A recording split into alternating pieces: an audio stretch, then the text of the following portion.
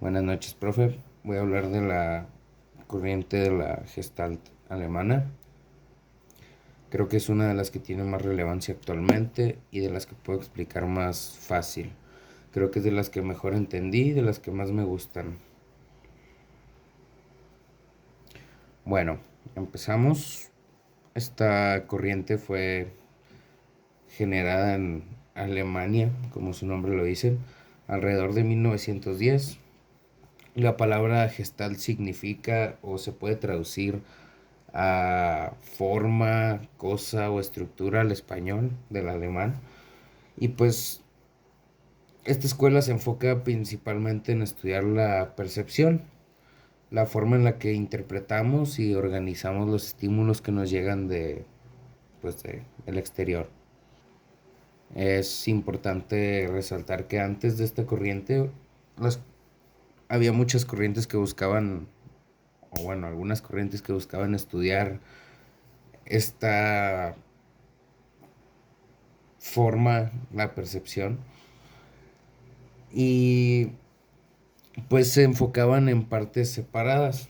Los gestaltistas se enfocan en una parte general que vamos a ver más adelante. Esta corriente busca entender cómo el cerebro organiza automáticamente la información que recibe. Según esta corriente, nuestra mente siempre intenta darle orden y sentido a lo que percibe. Por eso vemos patrones incluso donde no los hay, reconocemos formas incompletas o agrupamos objetos sin pensarlo. Es una de las principales corrientes que yo considero que toma en cuenta esta forma, esta estructura de pensamiento que nos ayuda a organizar e interpretar la información. Y pues bueno, tenemos tres autores: Max Wertheimer, Wolfgang Kohler y Kurt Kofka. Max es considerado el fundador de esta escuela. Uno de sus estudios más importantes fue la percepción del movimiento, cómo se hizo un experimento de cómo hay movimiento aparente. Pusieron personas a través de una luz que les iban proyectando, hacía parecer que había movimiento cuando en realidad no lo había, solamente prendían y apagaban ciertas luces, pero hacía la ilusión de movimiento. Y pues este experimento fue bien documentado y demostrado que así agrupamos esa información. Wolfgang se enfocó en estudiar la inteligencia y el aprendizaje. Realizó experimentos con chimpancés y observó algo interesante: los animales no siempre aprendían por simple ensayo y error, sino que muchas veces parecían comprender y actuar sobre el problema. Kafka ayudó a difundir la corriente de la Gestalt, a sus ideas, y pues fue considerado uno de los fundadores.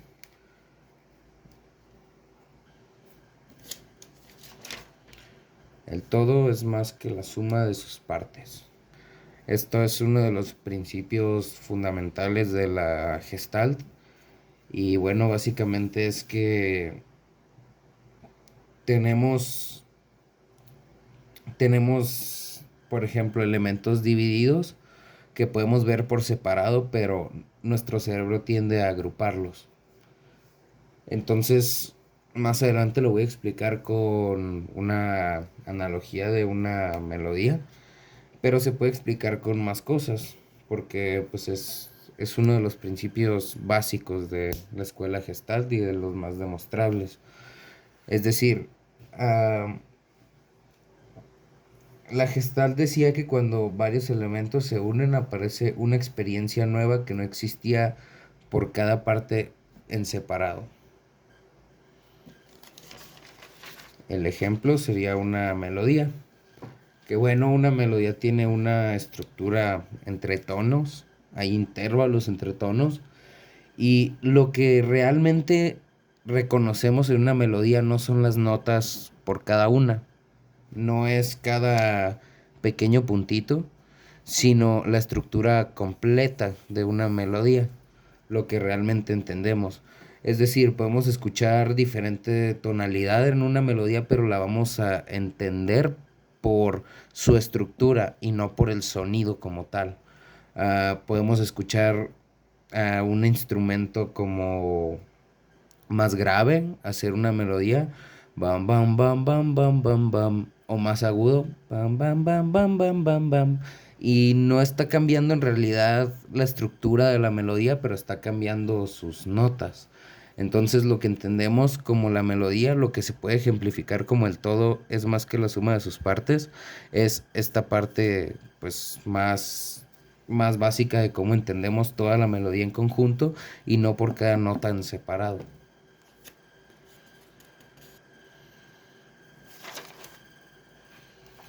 Entonces, con esto podemos concluir que basamos nuestra percepción en la identificación de totalidades. Es decir, por todos lados estamos buscando totalidades. No podemos pensar en los elementos por separado. Y a pesar de que enfoquemos cada elemento por separado, siempre nuestro cerebro tiende a buscar estas formas de agrupación de la información. La organización de elementos del entorno que después vienen a ser las leyes de las que vamos a hablar más adelante. Estos principios de organización de la información, vamos a hablar primero de la ley de figura fondo, que bueno, básicamente es que centramos nuestra atención en un elemento y lo de alrededor pasa a ser secundario. Por ejemplo, cuando vemos esta flecha y estas letras, es un elemento principal y el elemento secundario viene a ser la libreta en la que están escritos, que no le estamos poniendo atención y que solamente está ahí como un fondo. Es una de las formas más fáciles de explicar este fenómeno, esta forma en la que agrupamos la información. Después vamos a continuar con la ley de semejanza. Los objetos que se parecen más entre sí tienden a agruparse mentalmente. Por ejemplo, si vemos muchos círculos,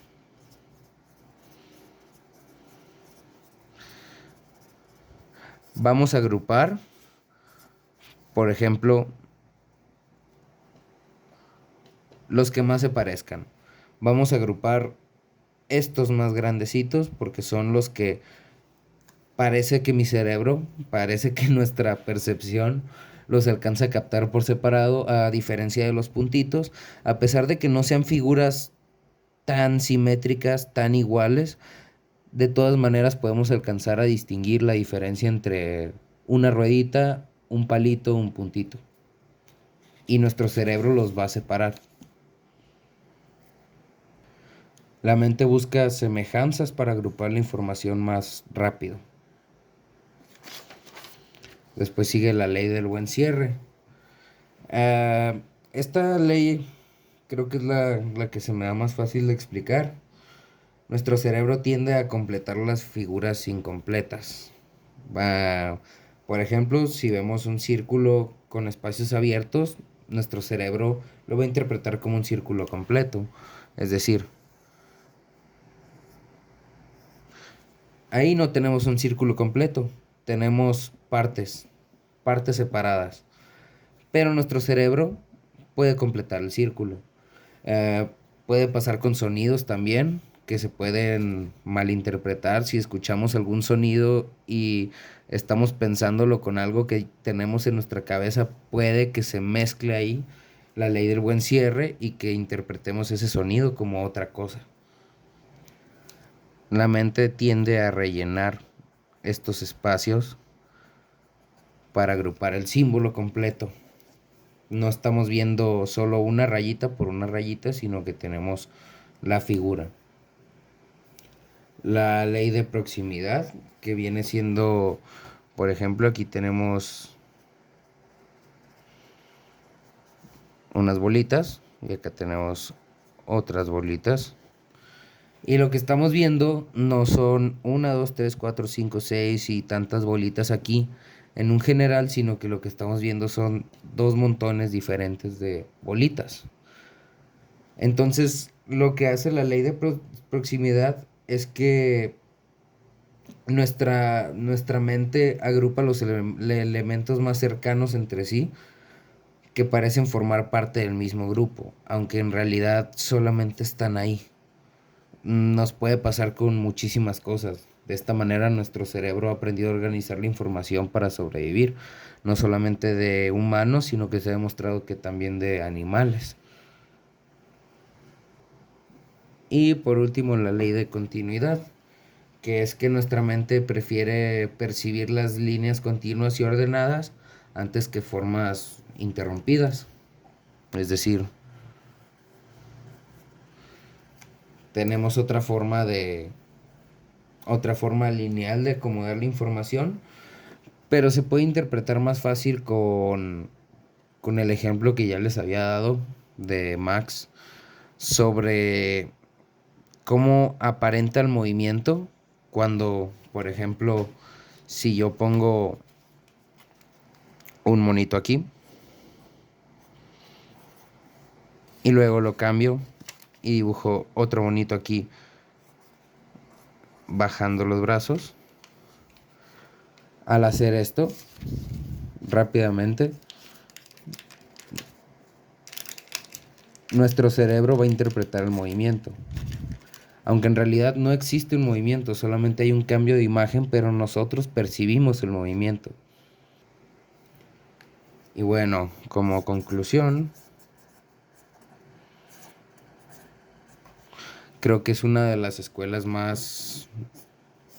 que más se puede demostrar por todo este tipo de agrupación de la información, que nadie puede negar que de esa manera funciona en nuestra mente porque es demostrable para todos.